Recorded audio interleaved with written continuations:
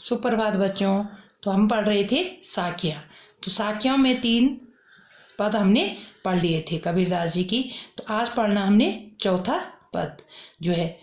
तो ये देखो, पाखा पखी के करान ने सब जग रहा बुलान, निरपख होई के हरि बजे सोई संत सुजान।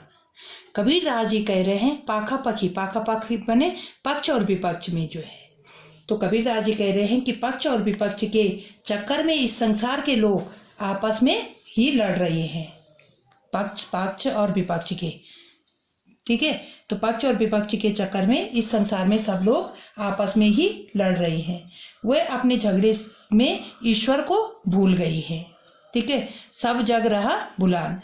तो कबीरदास जी कह रहे हैं कि जो व्यक्ति बिना किसी भेदभाव के निष्पक्ष होकर के, निरपक्ष माने निष्पक्ष होकर के होय के हरि भजे, यानी कि निष्पक्ष होकर के हरि के भजन या ईश्वर का भक्ति में मगन रहता है, वही व्यक्ति इस संसार में सच्चा भक्त माना जाता है। वो सोई संत सुजान, यानी कि सच्चा संत या सुजान माना, मतलब यानी कि सच्चा भक्त माना जाता है।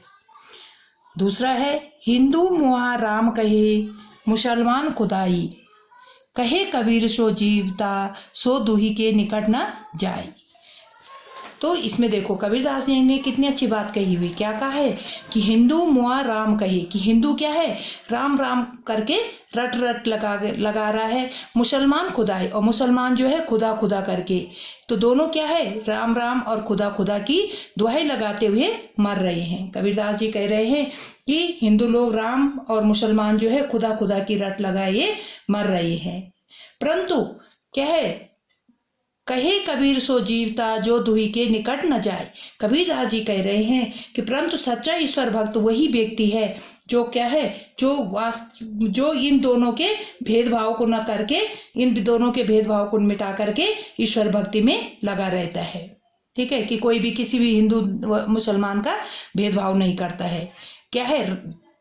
तो वही व्यक्ति क्या है, इस संसार में सच्चा भक्त माना जाता है। अगला जो है, कावा फिरा काशी भया राम ही भया रहीम। देखो कितनी अच्छी बात कही हुई। मोटा चून मैदा भया पैटी कबीरा जीम। कबीरदास जी कह रहे हैं कि कावा फिरा काशी भया राम भया रहीम, कि कावा ही काशी है। कावा क्या है, एक मुसलमानों का तीर्थ स्थल है। जिस तरह हमारा काशी है, उसी तरह मुसलमानों का भी क्या है, कावा है। तो कावा फिरा काशी भया राम भया रहीम, कि कावा ही काशी है, काशी ही कावा है, राम ही रहीम है और रहीम ही राम है।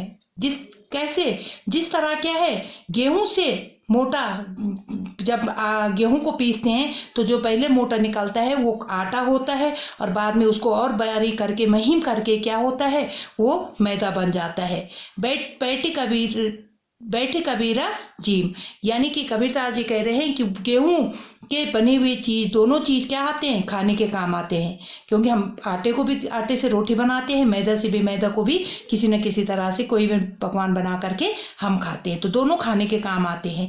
तो इस तरह से कबीर जी कह रहे हैं कि किसी में कोई अंतर नहीं है, चाहे काशी हो चाहे कावा हो, दोनों क्या है, एक जैसा है, ठीक है। हम लोग अपने भेदभाव करके अपने उससे धर्म के अनुसार हम क्या कर रहे हैं, आपस में इन चीजों में बांट रहे हैं। तो कबीरदास जी कह रहे हैं कि मेरे लिए तो सब क्या है, राम ही रहीम है और रहीम ही राम है, कावा ही काशी है और काशी ही कावा है, ठीक है। तो इस तरह से कबीरदास जी ने बात बताई है। अगला जो है, छठा जो है, वो पूरा हमने पढ़ लिया। 7वां पद जो है, ऊंचे कुल का जन्मिया जय करनी उच्च न होई, सुवर्ण कलश सुरा भरा साधु निंदा सोई।